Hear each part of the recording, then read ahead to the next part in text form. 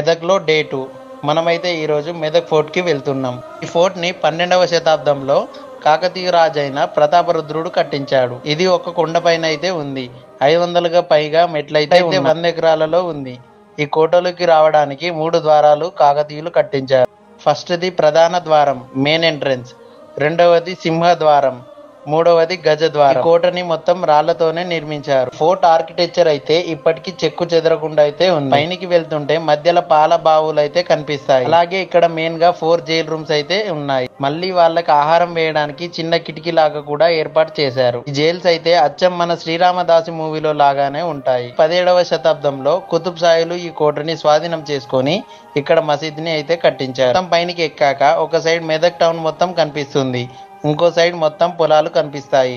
చూడటానికి అయితే చాలా బాగుంటుంది. మరిన్ని హిస్టారికల్ ప్లేసెస్ కోసం మన ఛానల్ని సబ్స్క్రైబ్ చేసుకోండి.